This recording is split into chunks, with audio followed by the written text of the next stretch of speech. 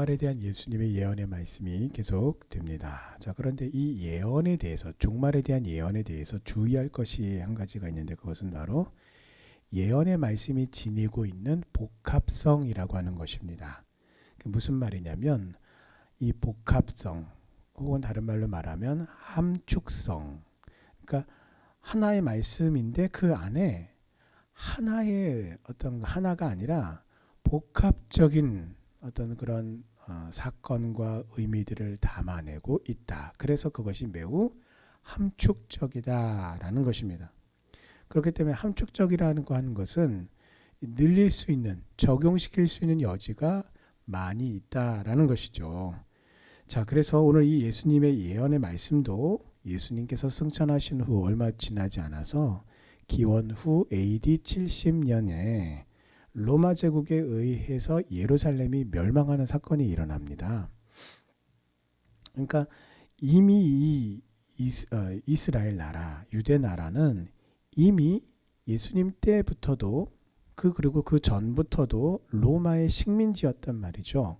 그런데 이 로마라고 하는 나라의 어떤 그 식민지를 통치하는 방식 자체가 각 나라의 종교적인 부분들은 풀어줘요. 그 나라 민족 고유의 어떤 종교적인 부분들은 인정을 해줍니다. 하지만 정치적인 면에 있어서는 정말 칼같이, 정말 일거의 어떤 그런 반란이나 다른 어떤 그런 언행, 이런 부분들에 대해서는 아주 잔인. 그래서 십자가의 사형, 그 형틀의 방법을 로마에서 취한 이유가 뭐냐면 가장 잔인한 어떤 그런 그 사형 방식이다라고 말할 정도. 사람을 그냥 뭐 예수님은 정말 짧게 매달려 있다가 돌아가셨죠. 하지만 일주일 이상도 거기에 매달려서 소리를 지르고 고함을 지르고 사람이 물과 피를 흘려가면서 말라 죽어가는 그 모습을 모든 사람들이 보게 하는, 더 일부러 그랬던 거죠. 왜요? 정치적으로 절대로 그 식민지 국가들이, 왜냐하면 로마 입장에서는 다스리는 나라들이 굉장히 많이 있거든요.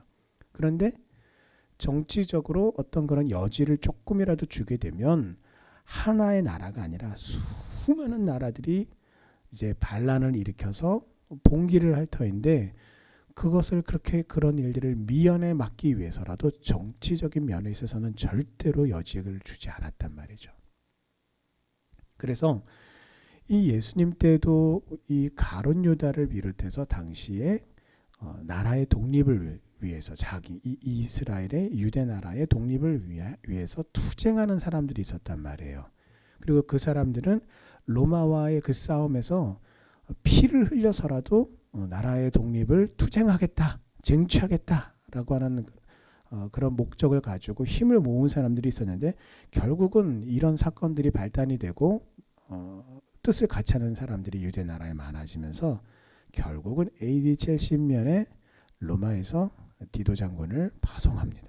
그리고 로마 제국에 의해서 예루살렘이 멸망할 뿐만 아니라 그 사건 때 하나님의 성전, 예루살렘 성전이 완전히 다 무너지고 유대인 학살 사건이 이루어집니다.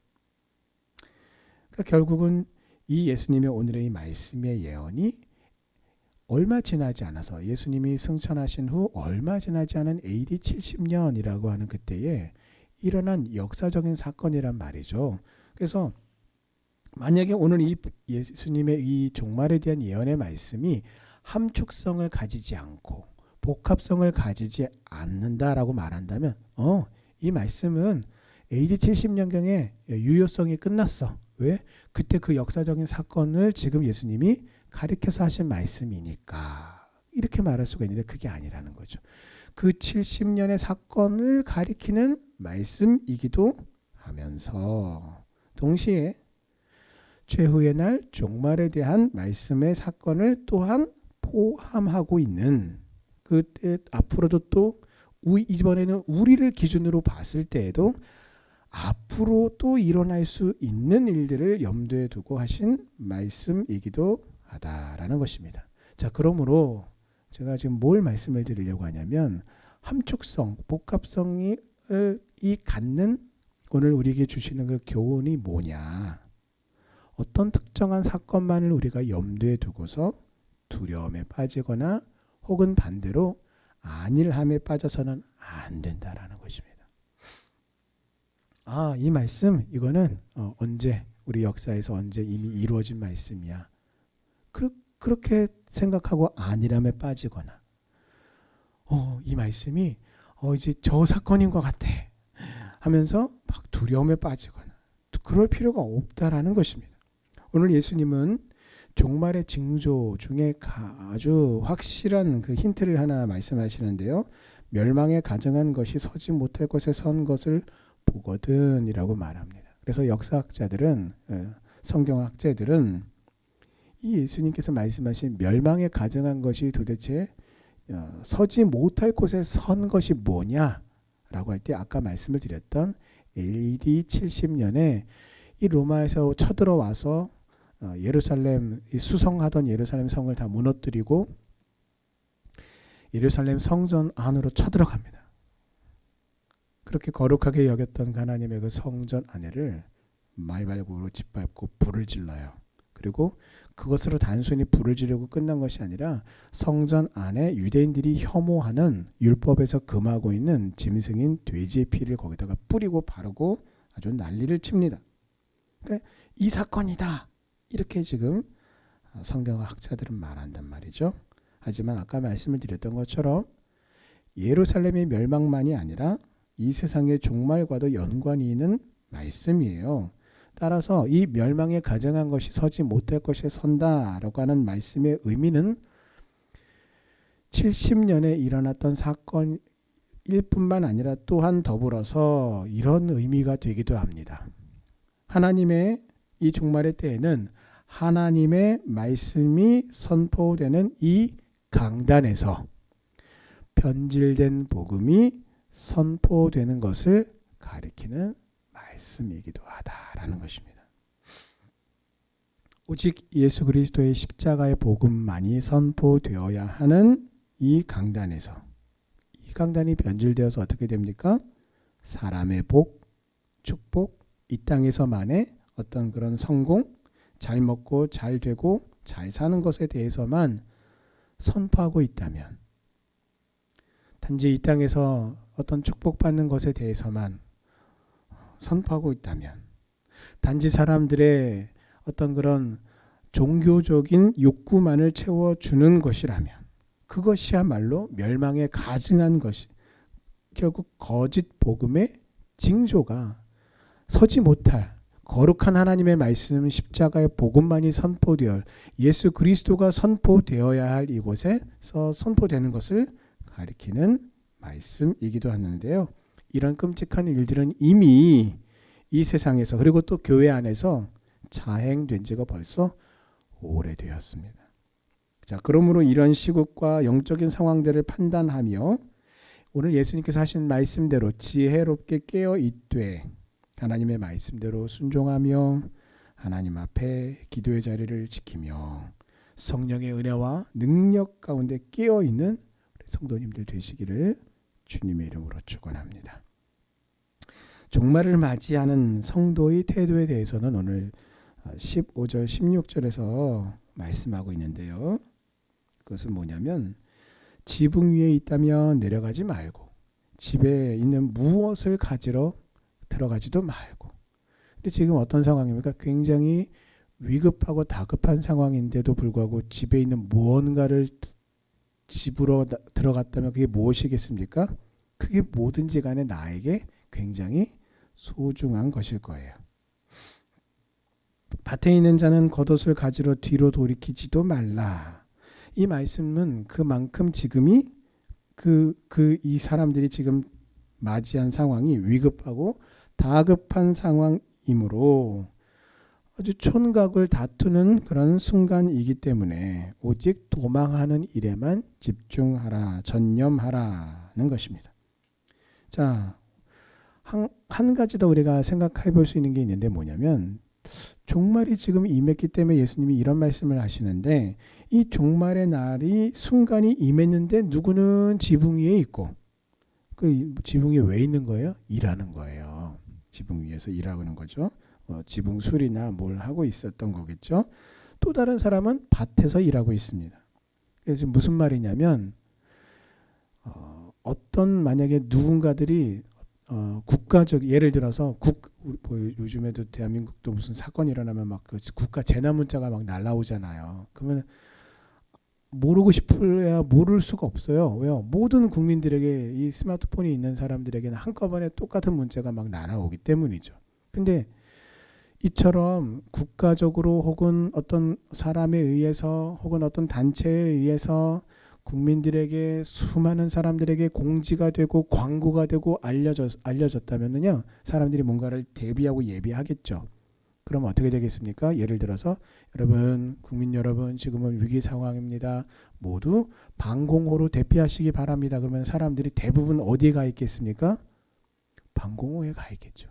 근데 오늘 어떤 사람은 지붕에 있고 어떤 사람은 밭에서 각자가 다 일을 하고 있었습니다. 무슨 말입니까? 종말의 날이 임하는 것은 호련히 순식간에 임하기 때문에 아무도 예측할 수 없다라는 것입니다. 자, 그러므로 앞서서 말씀하신 이 종말의 징조가 보일 때에 이미 종말의 때에 반드시 갖추어야 할 것들을 미리 준비하라는 거예요. 미리. 그래서 지금도 여러분 인터넷 공간에서 아니면은 하여튼 우리가 흔히 말하는 뭐 마켓이라고 하는 그런 곳에서 파는 이 위기 상황 때 파는 재난 이 백이 있습니다. 그래서 뭐 가격에 따라서 뭐 온갖 생필품들 아니면 뭐 식량 뭐 관련한 여러 가지 것들을 막 이렇게 구비해 놓은 비상 가방이 있어요. 그걸 팔아요. 그래서 어떤 사람들은 집안에 자기 식구 수만큼 다 대비한 사람들도 있고 굉장히 생각 외로 많은 분들이 그것들을 또 준비한 분들이 있더라고요. 뭐 특정한 사건을 염두에 두는 게 아니라 혹 있을 수 있는 국가적인 어떤 그런 재난을 미리 대비한 사람들이죠. 자, 그런데 생각해 보십시오. 그런 게 있어? 알아뒀단 말이에요. 근데 알기만 알지 안 샀어요. 근데 실제로 어떤 국가적인 재난 상황이 됐어요. 아유, 나도 이제 사볼까? 그러면은 늦은 거죠. 아니면 그냥 일반 마트에서 파는 어떤 라면이나 생필품들도 국가적인 위기가 도래했다 그러면은 사재기한다고 난리가 나는데 그런 소중한 백을 재난이 닥친 후에 사려고 하면 살 수가 있겠습니까? 그런 것들은 어떻게 해요? 일어나지 않았지만 닥치지 않았지만 미리 사놓는 것이 그것을 실제로 준비하게 되는 것이죠. 자, 그렇다면 이 종말의 때에 우리에게 있어야 될 것을 미리 준비해 놓는 것이 무엇이겠습니까? 그것은 바로 신랑이 되시는 예수 그리스도께서 오시는 바로 그 순간을 위해서 기름이 떨어지지 않도록 예비하여 신랑을 맞이하는 지혜로운 슬기로운 처녀가 되는 것입니다.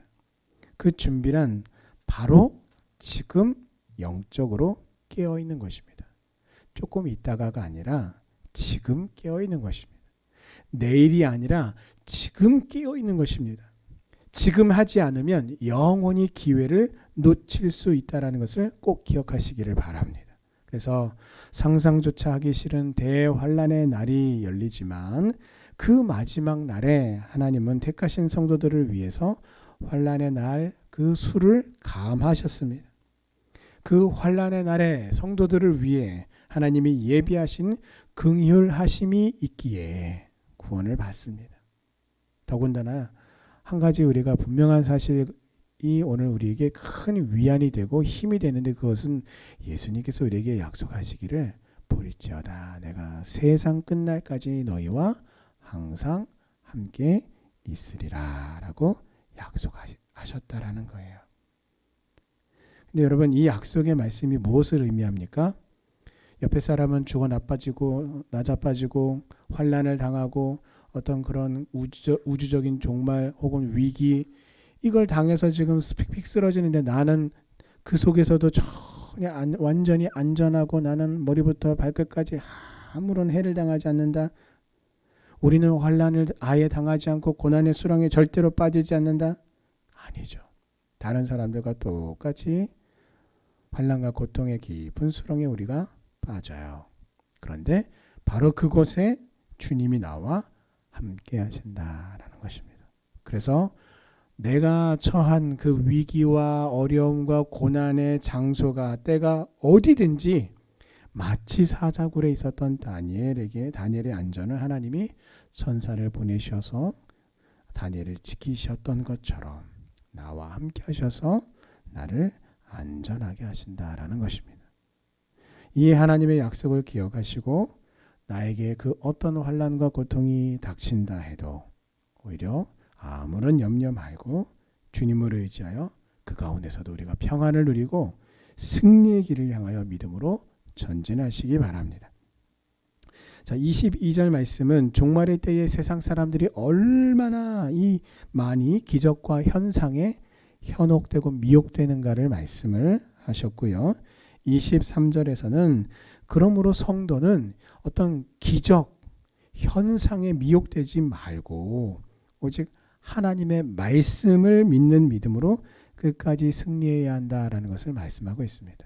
실제로요, 사람들이요, 유대인들만 사실 이 신약 성경, 특히 이 공간 복음을 읽다 보면은, 야, 유대인들이 예수님께 뭐 기적을 보여달라 막 요구하는 장면들이 굉장히 많단 말이에요.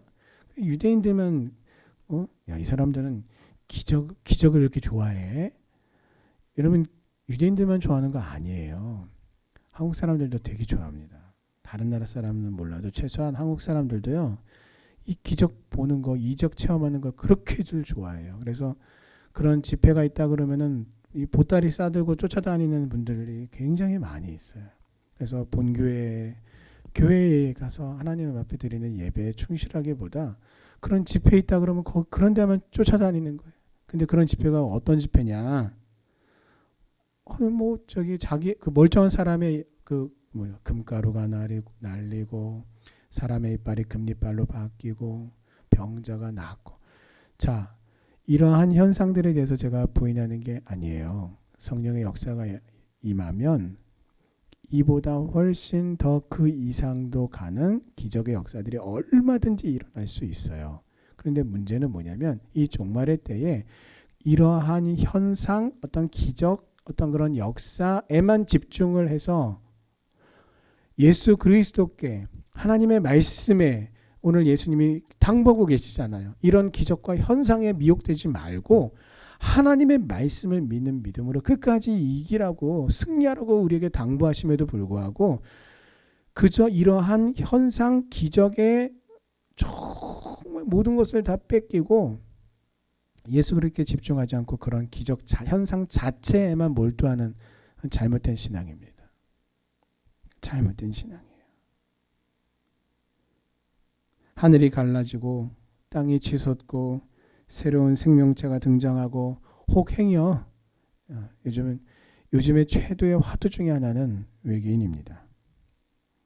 지금 미국에서도 공식적으로 외계인의 어떤 존재, 그다음에 과거에 UFO라고 불리던, 이제 요즘엔 UFO라고 부르지 않고 UAP라고 해서 어떤 그런 미확인 비행 물체, 그렇게 어떤 현상 이렇게 부르는데요. 이런 부분들에 대해서 실제로 그곳에 종사했던, 그리고 비밀각서를 이렇게 선서했던 사람들이 나서서 이제는 그것들을 증언하고 하는 상황이에요. 그래서 이런 부분들이 사람들에게, 야, 혹시 세상에 이런 어떤 미스테리했던 부분들이 설마 혹시 하면서 막 쏟아져 나와요. 그런데 실제로 정말 우리 눈앞에 외계인이 눈앞에 나타난다 해도 우리가 미혹될 필요가 없다라는 거예요. 왜요? 오직 이미 나에게 주신 하나님의 말씀을 붙들고 여러분 세상 끝날까지 우리 주 예수 그리스도를 의지하는 믿음으로 승리하시기를 바랍니다. 그래서 분명한 것은 오늘 말씀에 보면 환난의 날에 대우주적인 혼동이 일어나는 것은 맞아요. 달이 빛을 내지 않고 별들이 하늘에서 떨어지며 하늘의 권능들이 흔들린다라고 말합니다. 자, 바로 그때에 인자이신 예수 그리스도께서 재림하시되 큰 권능과 영광으로 오는 것을 세상의 모든 사람들이 보게 됩니다. 여기 있다, 그리스도가 저기 있다, 여기 있다 하도 미혹되지 말라고 예수님이 말씀하셨는데 분명한 것은 무엇입니까? 그러면 어떻게 구분을 합니까? 아니 예를 들어서 어떤 분들은 그래요. 진짜 예수님이 오셨는데 가짜야 하고 이렇게 하다가 놓치면 어떡합니까? 절대 그렇게 될 리가 없어요. 마지막에 정말 예수님이 재림하시는 날은 온 우주적으로 재림하시기 때문에 지구에 있는 모든 사람들이 아무도 모르는 사람이 아무도 없게 된다라는 거예요. 모든 사람들이 주님을 오심을 보게 된다라는 것입니다. 앞서서 주님이 말씀하신 대로 종말의 날을 대비한 영적으로 깨어 있는 성도에게는 바로 그날이 축복의 날이요 복된 날이 될 것입니다. 자, 그러므로 어떻게 해요? 오늘 지금 할 수 있는 영적으로 깨어 있는 그 일을 내일로 미루지 말고 지금 회개하고 지금 영적으로 깨어서 하나님께 기도로 나아갈 수 있는 그 시간을 여러분 내일로 미루지 마시기 바랍니다. 말씀과 기도로 깨어서 성령의 충만함 가운데에 순종하는 삶, 또 지금의 믿음의 삶, 순종의 삶으로 우리 개인적인 종말, 죽음이라고 하는 개인적인 종말과 온 우주적인 그 종말을 가장 현명하고 지혜롭게 그리고 완벽하게 준비하는 성도님들 다 되시기를 주님의 이름으로 축원합니다.